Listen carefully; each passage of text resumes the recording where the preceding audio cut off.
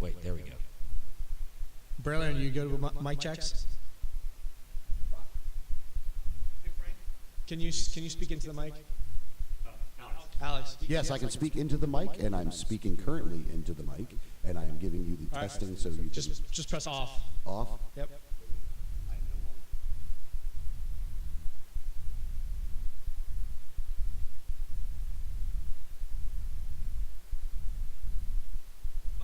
Okay.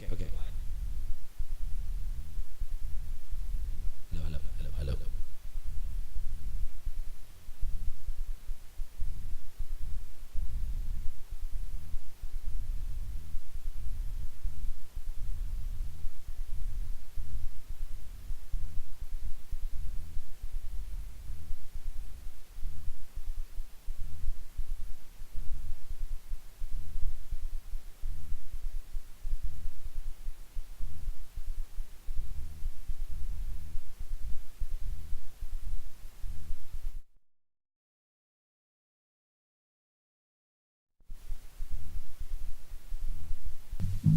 Welcome to the Business Happy Hour with your hosts, Frank Cotto from Lincoln Lending Group, Ryan Pelkey from Tampa Bay Plumbers, and Doug Ford with Suncoast Roofing Solutions on 970 WFLA. These three business owners will teach you how to work to live it up, not live to work. Now sit back, grab a cold one if you have one, and get ready for some serious business talk with three hilariously serious business owners. Now, your host of the Business Happy Hour, Frank Cotto.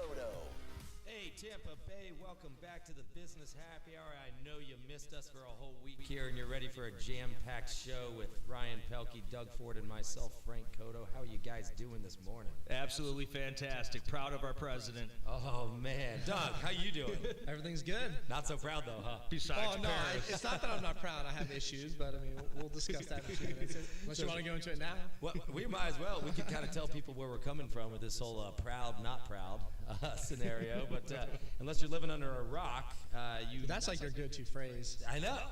Everybody's living under a rock these days. You know, everybody on the Democrat side, at least. I don't know. But yeah, the whole Paris Climate Accord. The United States is out, ladies and gentlemen. We are. I am fighting every day for the great people of this country. Therefore, in order to fulfill my solemn duty to protect America and its citizens, the United States will withdraw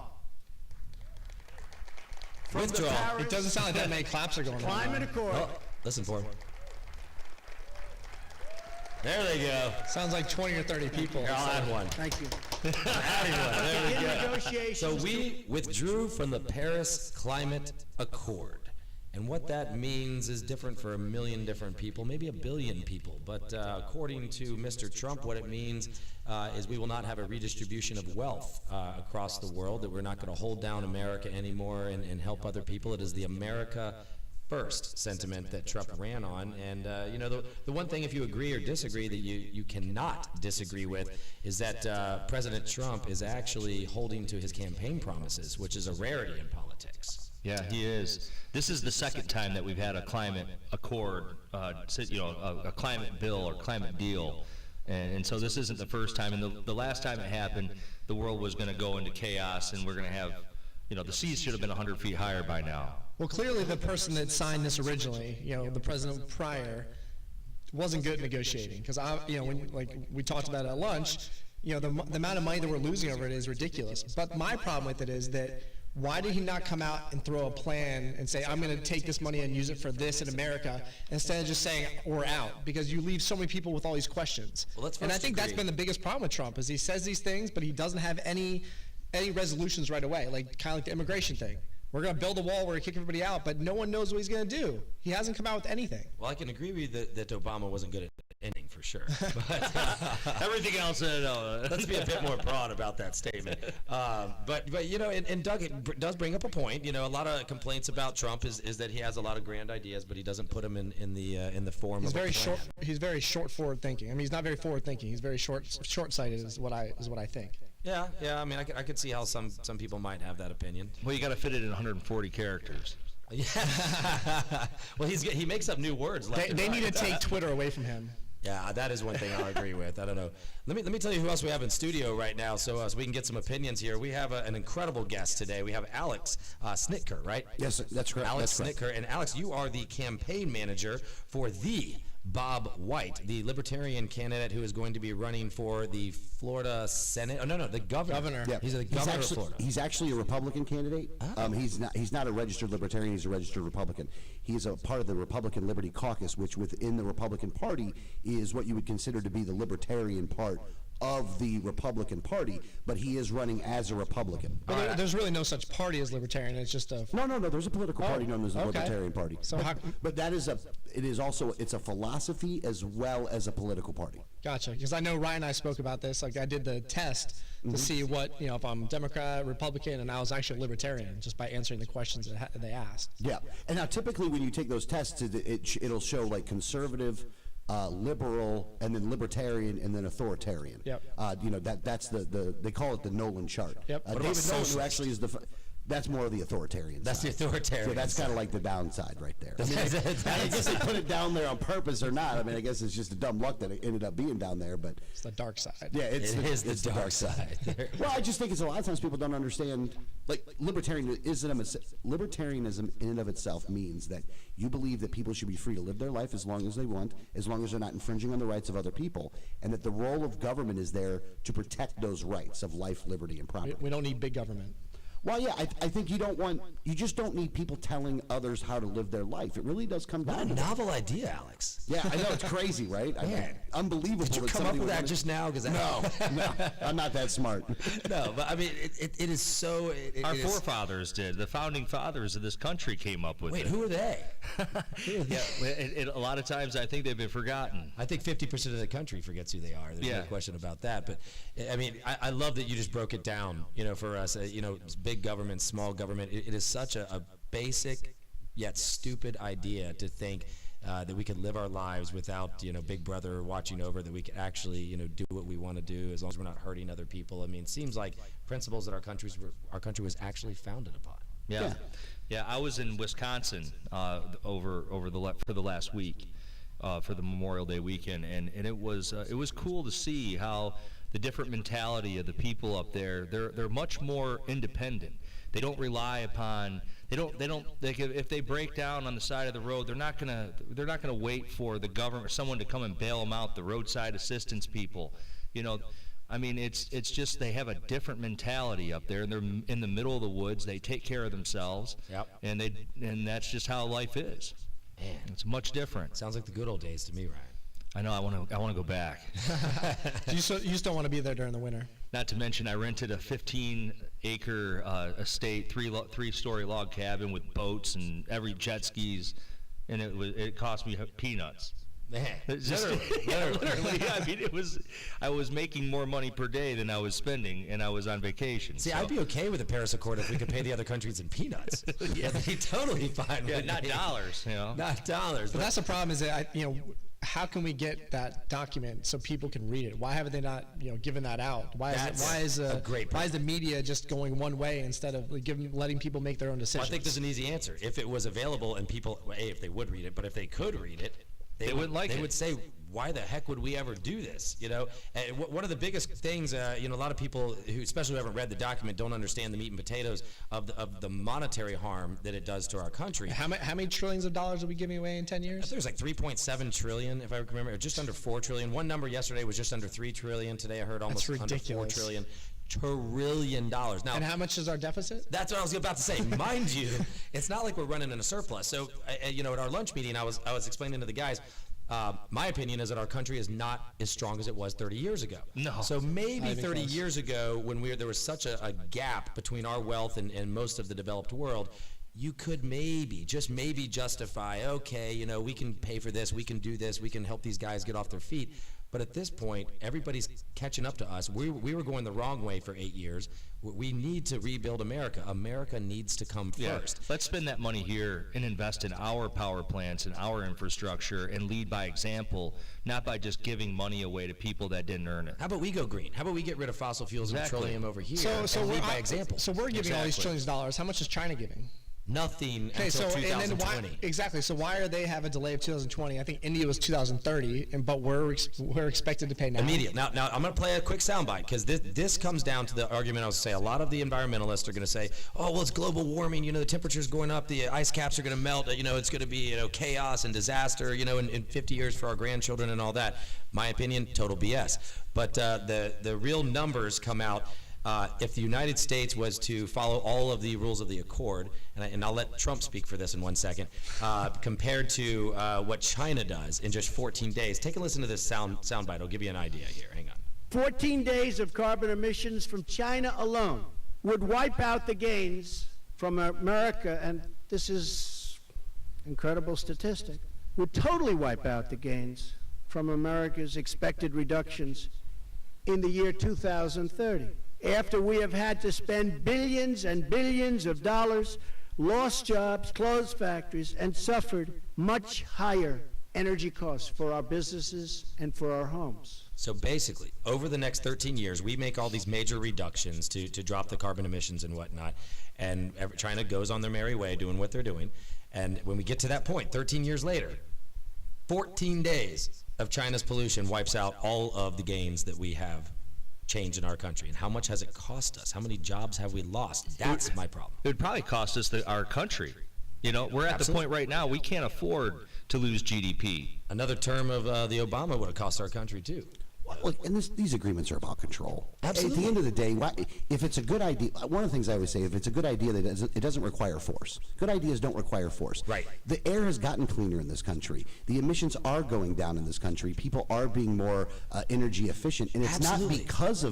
not because of some government being piece of paper forced on to this. do it. Yes, it's because it's a want good to. idea. Correct. I mean, Yes. how many companies advertise that they're more socially or environmentally responsible? That's the way that we do it. We do it with voluntary association, that people want to do this naturally. That's why the argument of you're either for it, like if you're for the Paris Climate Agreement, then that's great and you love the environment. But if you're against it, somehow you don't live on this planet, and you like drinking dirty Do you water. wanna Like, kill we all Earth? like clean water. Right. I just realized that capitalism and freedom is the best way to propagate that across the globe. It is, Absolutely. Lead by absolutely. example. Yes. That's what we can Yep. do.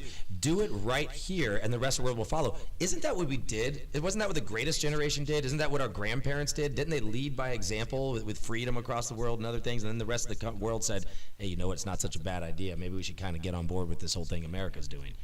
Maybe we could do that instead of being forced by laws and regulation into doing this, which goes into the big government, which everybody at this table, I think, agrees is a bad idea. Yeah. Absolutely. More government, more regulation equals more cost equals less freedom. Right. That's not what we're founded on. Yeah, we need more freedom. Yeah. Anyway, hold that thought, guys. We're going to be back in just about 2 minutes, and we're going to talk about Trump obviously keeping his campaign promises, more with Alex Snitker, and we're going to talk about what Bloomberg said about Trump getting reelected. Stay tuned to the Business Happy Hour. We'll be back in just a minute.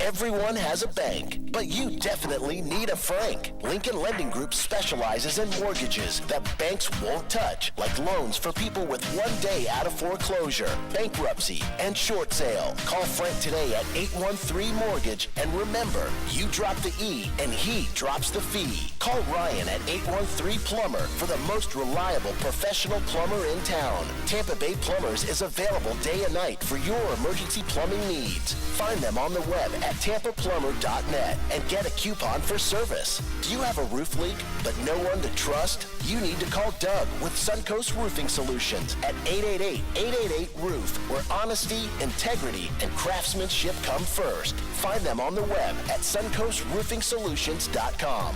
And now, your host of the Business Happy Hour, Frank Cotto.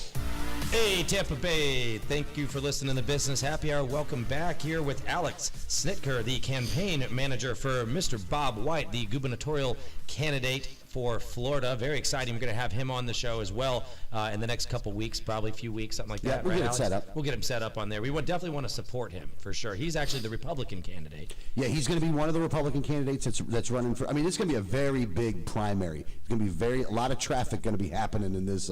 Who else is going to be in there? Anybody you know? Right now, Adam Putnam is a candidate Putnam, I know who that is. for there. There's a bunch of other guys in the Republican primary that are like kind of real small fries. Right. And then you probably have Jack Latvala, who's going to be in the race, and then possibly Richard Corcoran, who's the current Speaker of the House. He may get involved in this race as well. If you look at Putnam and you look at Latvala, they kind of play really towards the establishment to kind of the way they're things old are. money guys. Yep.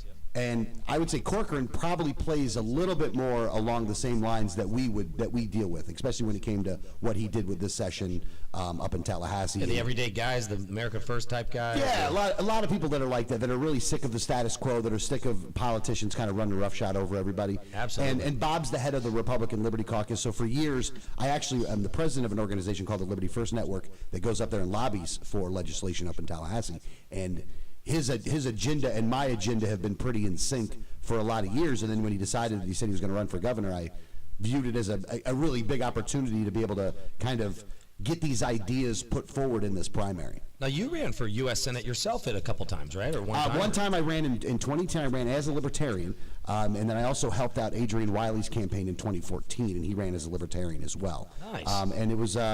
It's interesting. You learn more about yourself than anything I could ever explain when you run for office, because you think you know where you stand. Right. But when you have to engage in conversation with people, you have to so cement where you're at. And my mind changed on some things. Like, I was able to actually maneuver through some issues because of just having conversation with people and not being steadfast on it. And I think I respect that. Yeah.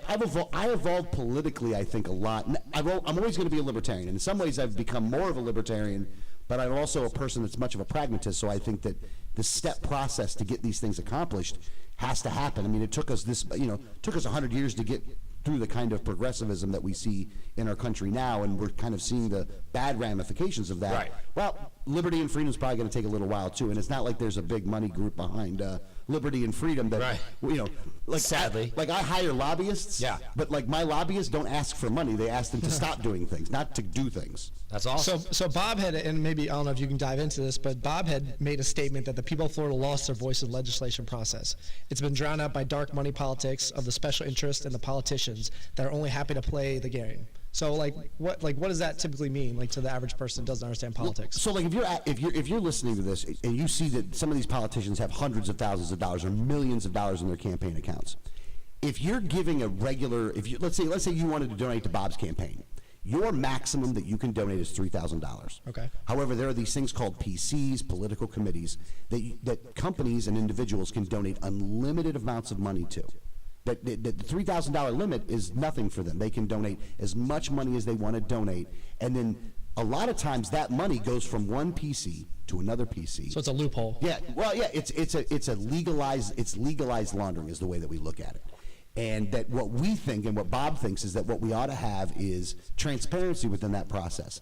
So he actually does favor ending political committees in and of themselves, and that if you want to give money to a candidate, you have to give it directly to that candidate, and that you have to account for that, make it transparent as to how much money that you gave. But we also favor unlimited campaign contributions. So again, I don't care how much money you want to give to somebody as long as everybody can know who you gave the money to Gotcha. and how much it is. And then also with leadership has these leadership funds. What they do with these leadership funds is they find certain races around the state of Florida and they hire consultants to work on those campaigns. And that if a person in leadership gave you $300,000 in your campaign to get you to win, well, you're going to be beholden to that guy at that point. It's not as simple as a $3,000 donation. I mean, Will Weatherford, who was an older Speaker of the House, came on TV one time and said, nobody can buy me for $500. You know what? You're right, man, but you're not telling the truth as to who is buying you. Yeah. Because that guy was working for Wilton Simpson, who he couldn't even name the job he was doing for Wilton Simpson. I mean, it's that kind of relationship that we want to get past, and it hurts us from actually having real conversations on real issues up there. And because it's so easy to kill legislation, is that stuff that would be good, like red light cameras. Red light cameras have been proven that they don't work, they're not effective, they actually cause more accidents than they start. Yeah, they never pull me over when I blow by. Yeah, So and it does stop the cops from being able to actually pull people over. Like, we're taking a job away from the police. So, they're not even enforceable, if I understand. Well, some of them are. Some are, okay. Don't get wrong. They're losing in the Constitution argument is actually taking hold in the court system. Isn't it about money with the red light cameras? Oh, it's totally about money. the company but it's that money that donating to the But politicians. it's the people with the cameras that make the most money. Oh yeah. Well, yeah, they're making It's not even the millions. government that gets the Millions most of the of- money. They give them. They don't give them the cameras for free, but they install them at a very low cost and then charge a monthly fee. But if you go below the number of red light camera tickets that they were supposed to be able to generate from that, then the cities and the counties are having to pay the difference there. So it ends up, in one aspect, it's all about the money, but then they start losing some of the money. But then that causes the cities to actually adjust yellow times, because if they shorten the yellow times and there's more accidents. Oh, God. Oh, that's bad. City of Oh, my Apopka got caught gosh. doing this. No. Crazy. No, the City of Apopka got caught doing this. One of the things we're trying to do up there is to increase the yellow times by a second and the switchover time by a second. That if you did those two, accidents would go down by 70%. Wow. Oh, my All the God. cameras would go away then at that point. But we're allowing 'Cause it wouldn't allowing be private companies to come in and do typically what the government should be doing. Manipulate The local. yellow Oh, yeah. time and the switch time. Oh yeah, just the yellow time, not the switch time. Yeah, I don't know how people can go to bed at night knowing that they had a hand in that, and they know that they're crazy. going to cause more accidents from it. Yeah. It's called money. Absurd. That's how. They put it under their bed. I when don't- they sleep. And we're gonna have to take a break. When we get back, I do want to hear a little bit more about this constitutional thing going on with the cameras and how the battle is being lost. That's going to be very interesting. We've got Alex Snicker on here, the campaign manager for Bob White. You're listening to the Business Happy Hour on 970 Facebook, and don't forget to like us online. We'll be back in a minute. Oh, you got screwed up.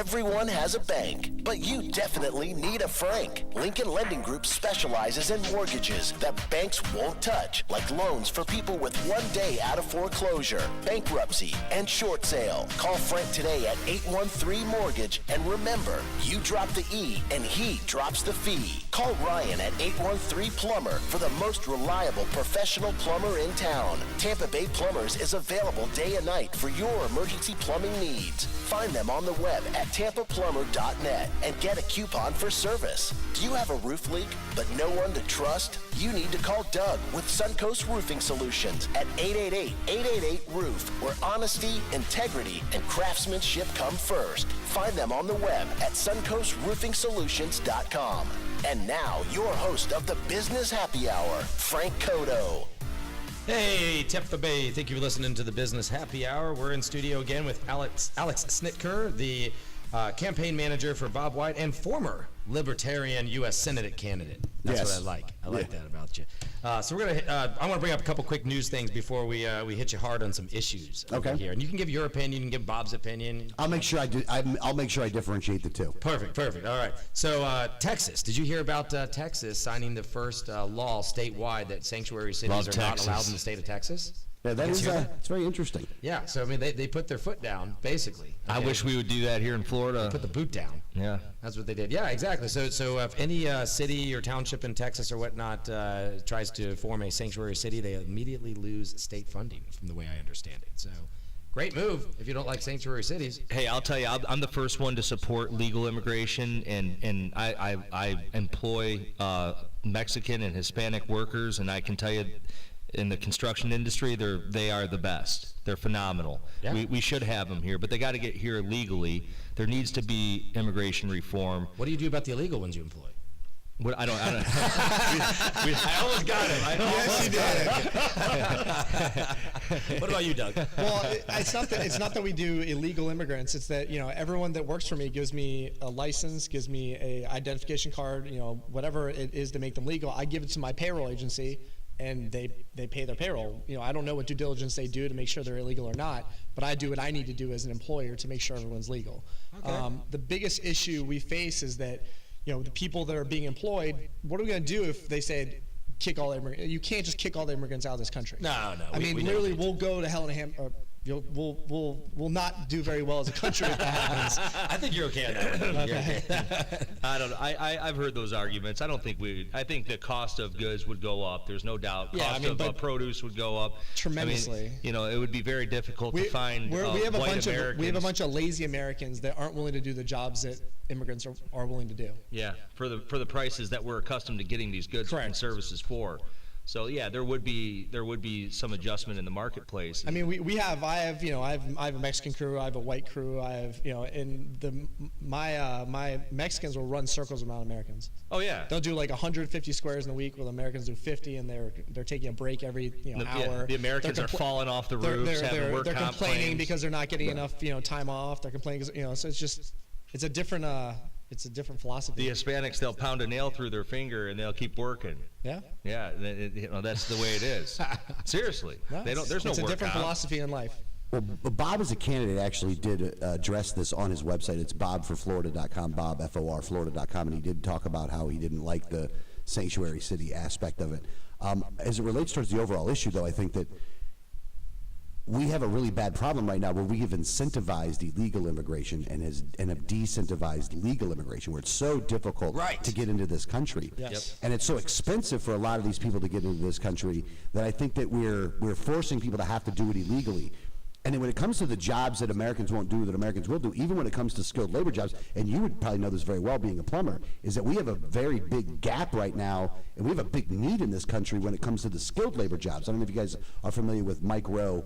Yeah, you know Mike Rowe, absolutely. right? We love Oh, yeah. If you dirty look- jobs, man. 3 million skilled labor jobs are not being filled right now by Americans. So it's not even just the what would be the stereotypical farm-based jobs that illegals would do. Right. There's a big gap in high-paying We're not jobs. teaching it. We're not encouraging because we're it. sending them to go to exactly college, and, Right. and you're going to Get you start with worthless degrees. Or you $100,000 pay debt. them to stay home and make money Yeah. for doing nothing.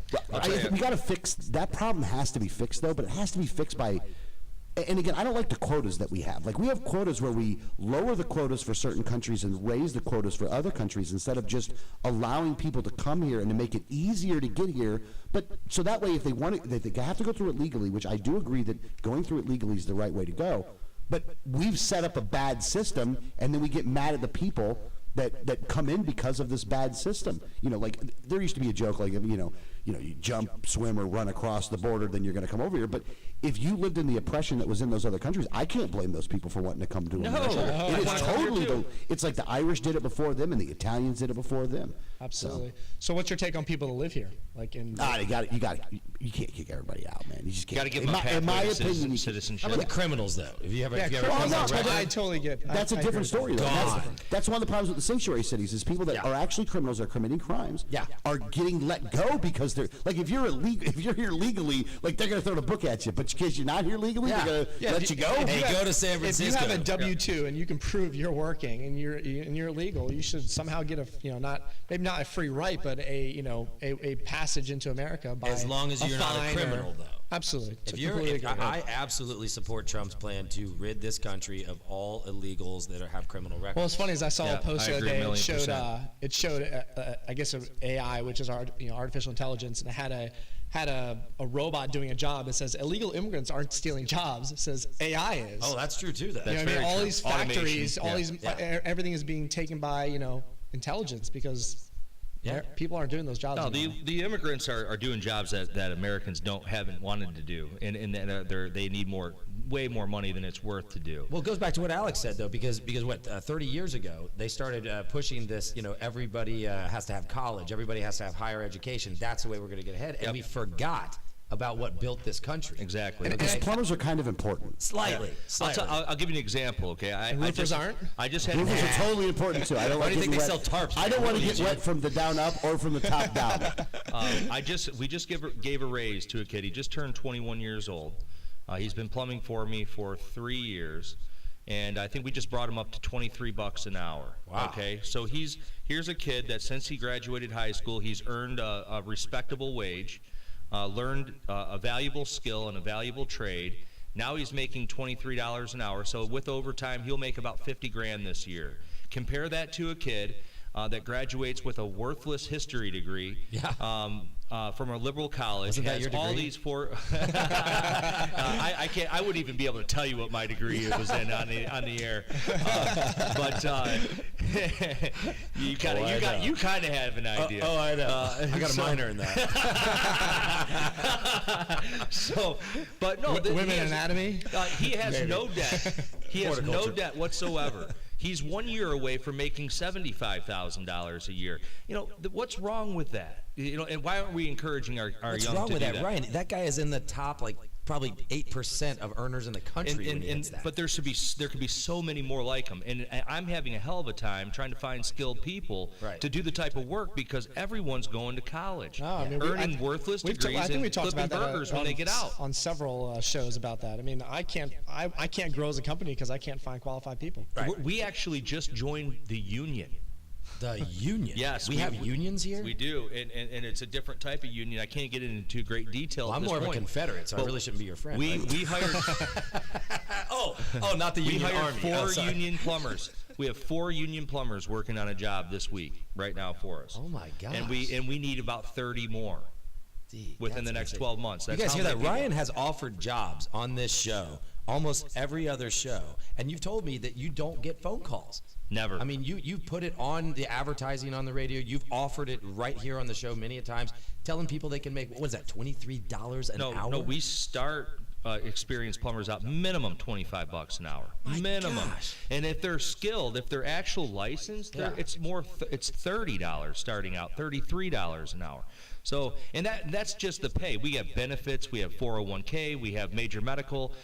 We have I think we have 13 paid vacation days. Don't say that on the air, so my employees. But my point is that we have a very competitive employment situation here, and I still can't get people because of exactly what the point that you just brought up. Yeah. If you think about it, think about the employee there. Think about the power that employee has when it comes to that the employer has to do so much to make sure to keep that person as a plumber, you got to keep that person in that job, because not only you gave him the tools to where he could go out and start his own business. Yeah. You know, but that's such a it's such a powerful thing that you have to do. You have to give them those benefits. You have to make sure that you take care of your employees. So it really does have it's a symbiotic relationship, and I can't understand how somebody thinks that a 4-year degree in, liberal arts or whatever it is, you are going to be dependent on someone else at that point. You are not going to be free to be able to maneuver anywhere around the country or do anything you want to do, because you don't have a skilled job. I mean, sure, you can tell me all about human studies all you want to, but you know what? The last time I checked, that don't pay a bill.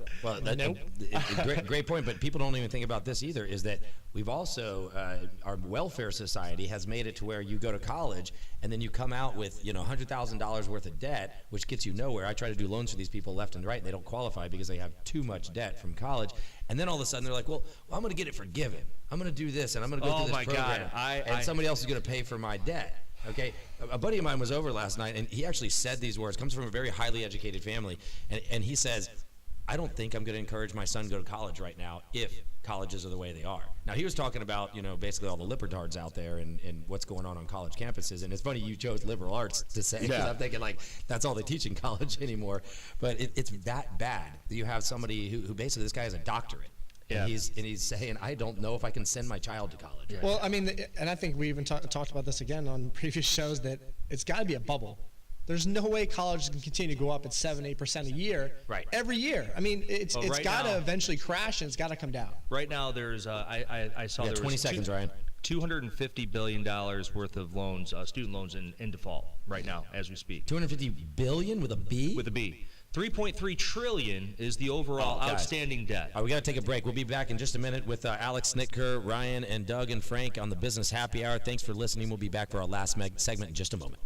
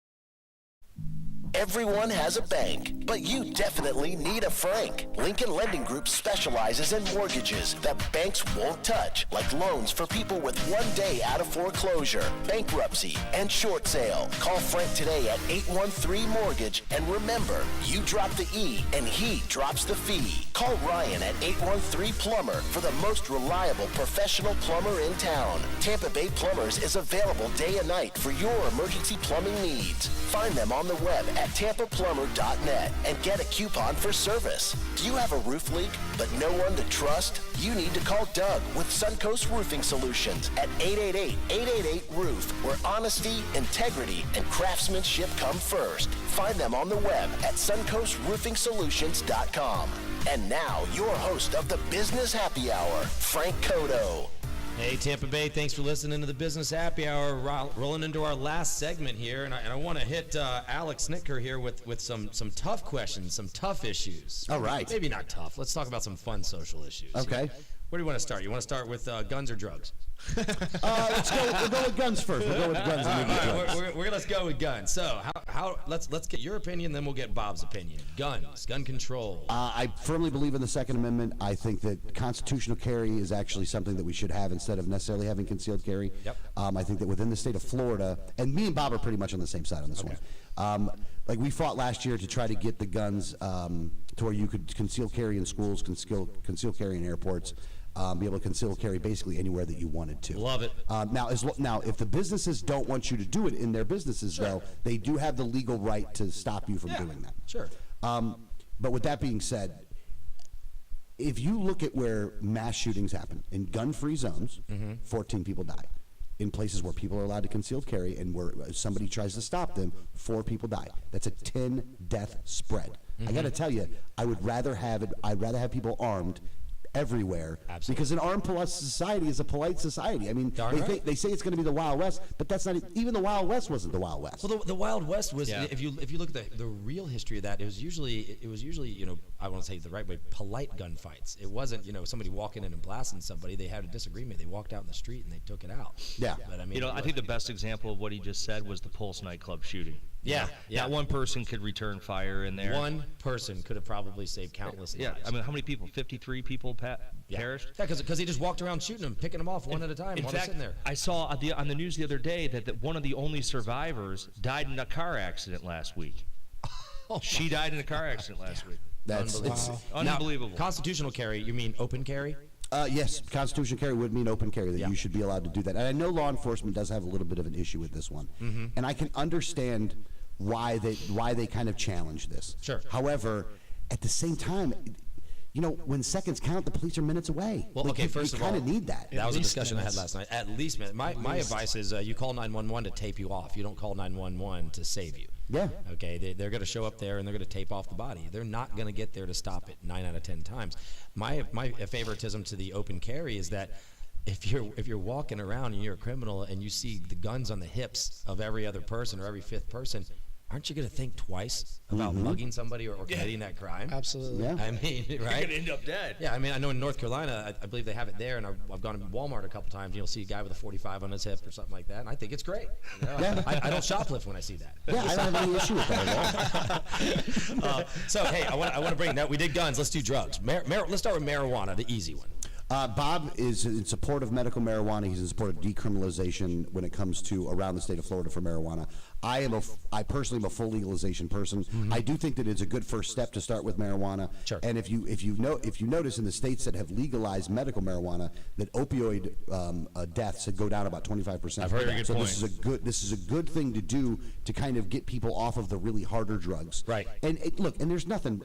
Marijuana is as safe as coffee is. I mean, let's absolutely. be real. Let's be about real. that. Yeah. I mean, we legalize alcohol. And The most dangerous drug America has ever seen. Right. You ask anybody that's been drunk and that's been high, and you ask them when they were more violent and when they just wanted to sit around and eat Twinkies. I mean, don't get me wrong. Yeah. We may have a Twinkies epidemic if we legalize it all, but I'm fine. We'll have to suffer, but I'll go through that. Yeah, when's the last time you were high driving the wrong way on 275? Yeah. No, you're driving 5 miles an hour.